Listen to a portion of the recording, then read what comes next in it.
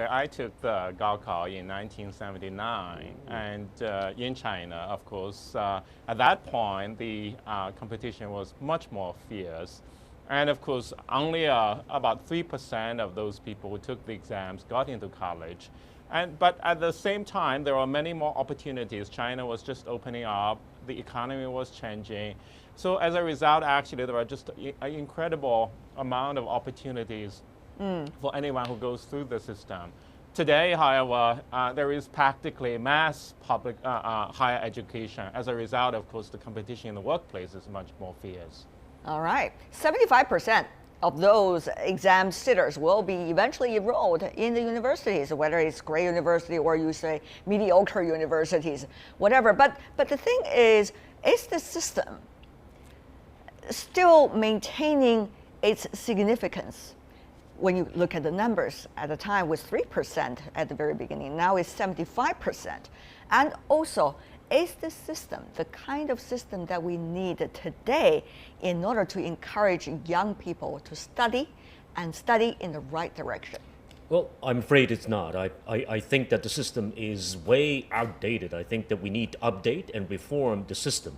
If you look at the system 30 years ago, basically it was a system that screened for the best and the brightest so that we can select this very highly selected pool of people who can join, for example, the officialdom. It's the top of the cream. It's the cream of the crop, right, in that sense. And so in this sense, the system worked then, but the system doesn't seem to work now. But you could also argue it's providing a massive opportunity for, just the public to get further education into the universities. Why not? Well, absolutely. See, back then it was only one examination. Now we have one examination that allow you to be taken, admitted by multiple universities, institutions. So that means there are multiple paths now available for college, for high school graduate right now. You can attend a 2-year program school, a 3-year program, and also vocational universities in this very particular sense. And so I think that we survived, but then we may not necessarily end up in the best job we can. And nowadays, look at these kids. I mean, they actually can join not just the academic world, but also in terms of the workforce, the main workforce. Now, so you're for this or not for this? I'm confused, Professor Teng. You're always sitting on the fence, or what is this about? Exactly what do you mean? Well, what I mean is that there are multiple options right now. The examination provides the chance, but then outside the examination, there are multiple opportunities for them not to pass. I mean, even if they don't pass, yes, they can indeed. survive. Yes, indeed. But this is still the mainstream. The mainstream take this opportunity and try to get the best they can out of the system. Mr. Saito, of course, in Japan there is a similar system. It is also true, let's just say, in South Korea as well, China's Taiwan as well. What is going on with the Asian educational system? It seems that we subscribe to the very similar systems compared to the others. Yeah, and I think it makes a lot of sense. The system in Taiwan, China, Korea, and Japan were all originating from China and the system of bureaucracy, which was also invented in China. And how you pick the best and the brightest. Obviously, when you had a number of people and you wanted the best people in these limited resources, it made sense. There was a time and place for that. But for me, this is actually a personal issue. I actually sit on the Central Planning Commission for the Ministry of Education in Japan.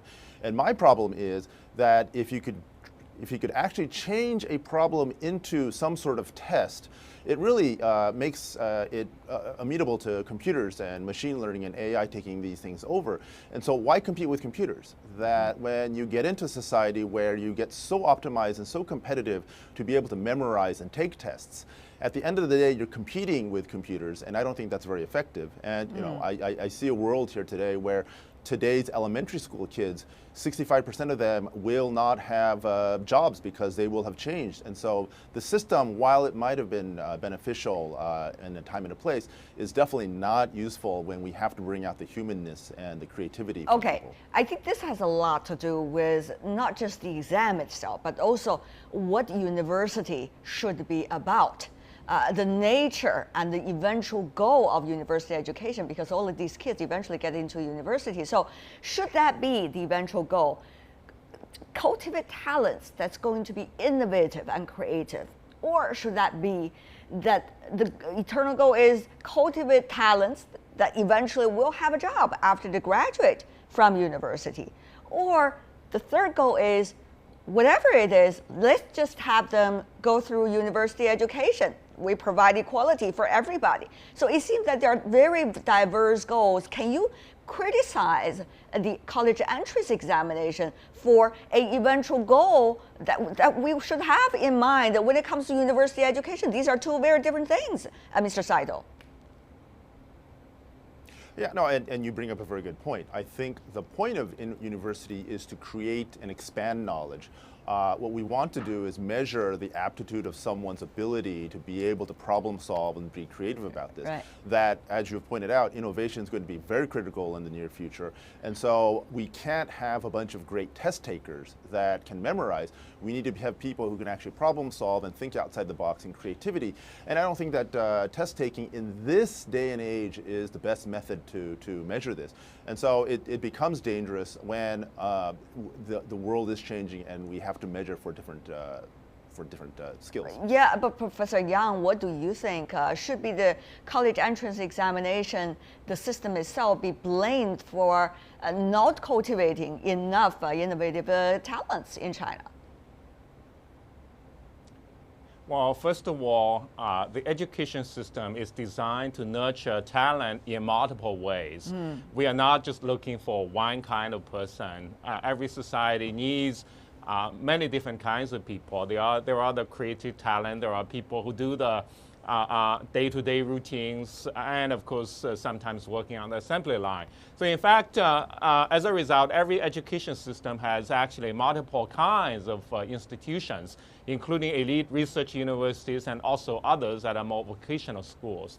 In terms of the exam system, my sense is that, in fact, especially in the Asian setting, you do need a screening mechanism, but including actually in every country today, you do also have a screening system. The issue is what is being screened for. I think actually the gentleman from Japan is emphasizing that some of the tests may not be adaptive to the needs of today. But in fact, that means that you need to change the way that the tests are taken. In the Chinese case, I want to emphasize, it remains the most the fairest system that there is actually in Chinese society. So in that sense, actually, the issue is how to adapt it, to adjust it. For example, what subjects needs to be tested, how the tests are being taken, and of course, what other criteria can you consider? I think one of the big issues that has happened in China in recent years is that increasingly there are many other adjustments that were being made to the grades, to the scores of the students. As a result, increasingly people felt that the system had become unfair. It's not about the test per se. In fact, the parents want to have a level playing field for all the test takers. But at the same time, we do need to adjust the tests in a way to adapt to the different system. But I think it's also a good thing that students today also have other opportunities, including studying abroad as well. Well, abroad is not an escape. Eventually, they're going to once again face the job market competition and many of the problems they would face once they come out of a domestic university as well. So let me come back to you, Professor Teng. So what is it? Is it, as Professor Yang just indicated, people have been putting a lot of criticism on the college entrance examination itself, yet they did not necessarily eventually realize is the overall education's problem that has caused all these pressures on these young people. They blame the education, the entrance examination alone, and yet without noticing the mountains have a lot of problems and stones to deal with. Well, once again, I would echo Professor Young's elaboration. I think that it is not the examination that is to blame. I think the system structurally is designed to screen for the so-called best and brightest through a very rigid and inflexible examination system. And that system, in fact, prevents us from getting the best and the brightest. But some would And argue, perhaps- Professor Teng, you know this better than I do. I mean, every year you welcome the new students onto your campus. They are really the brightest because you are coming from one of the most renowned Chinese universities here. But having said that, though, some have been talking about college entrance examination as the very one of the very basic testing grounds for a percentage of students to shine over the others. After all, you got 9.4 million this year alone. So it's one layer after another of testing and also opportunities sought for these students over the years. Eventually, only very few could make it to the top, as you said, the innovative talents. So is this what we are having right now? We're having the very basic outlining of the talents, and these talents eventually will go to even more fearful competition later during the university and later in their academic life in order to be the best ones. And so that's one of my It is very different from the other country where there's not as many a population base as China is. And absolutely, I mean, that's one of my major concerns. Right now, I see Chinese higher education, especially higher education, that is now so very kind of centralized and eliticized. I mean, you see this group of kids coming across the country, only representing a teeny tiny minority of the larger graduating population from high school. Look at this 9 million graduates. I mean, take the examination, only 10% of them almost. I mean, more than 10%, only more than 10% of them will be getting into these best universities. And so leaving a large crowd behind. Well, I'm not sure whether the number you give is exactly correct, so let me go to some of the numbers with you, especially for our international audience. In recent years, colleges are taking in more students than before, Professor. Right. So now, every 2 in 5 Chinese aged between 18 and 22 are college students. 3 out of 4 students will be able to be enrolled in colleges and universities. 3 out of 4, let's say. But not and the best, that means 75% of all the exam sitters, as we mentioned earlier, will have a seat in the college. So it's actually quite a big base. If you are saying this competition is killing the fun for a lot of kids to study further, many would disagree. It's a huge base we're talking about that will be enrolled eventually into university. But the question, once again, is what is the nature of a university? And after taking this exam, where are the students going? Mr. Saito, once again, what would make our exam system helping to really cultivate innovation as students? How can we change the system? I mean, this is such a sensitive area. One little change will cause a huge social stir. Yeah, and so I think the two other speakers, the main point here that people seem to be over disagreement is the fairness aspect of this and allowing people to take the tests from different regions of China and having that same opportunity. Now, assuming that that is correct, my problem here is the next part, where is the flip side, that when you have a testing system like this, and actually, when you make it too fair, the problem is when you bin the students and they go to their respective universities according to their test-taking skills, what this then eventually creates in the end result is that you have too many like-minded people in one institution. And so this lack of diversity, this is in a lot of Asian countries, it happens in Japan as well, is that you have lots of very good test takers in particular subject areas at a certain grade or skill level, but it doesn't add a diversity that, for example, you might have from different regions, different ethnicities, different income levels. This type of perspective and this kind of difference is actually what really motivates each other to look at things and become innovative and become hungry or become creative. And so it's this thing that I think is the other danger of trying to level set and making things too fair.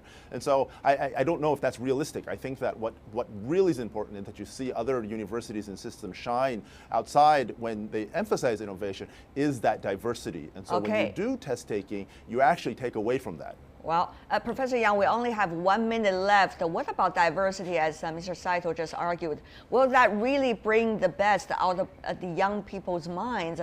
You also see diversities in a lot of problematic public high schools, but that's not necessarily going to bring out the best of the talents.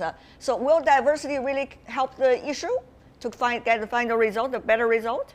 Well, certainly it's valuable to have people from different perspectives and backgrounds in one institution. But of course, at the same time, you have to be to make sure that those people from very diverse backgrounds also have the capabilities to excel in those institutions. And I think actually in the Chinese system, there has been some emphasis in bringing in students, especially from the inland areas to the coast. And institutions along the coast also wants to attract students from across the country. So there is this issue of finding the right balance, admitting students from locally, but at the same time also from other parts of the country and also from the world, Right. in fact.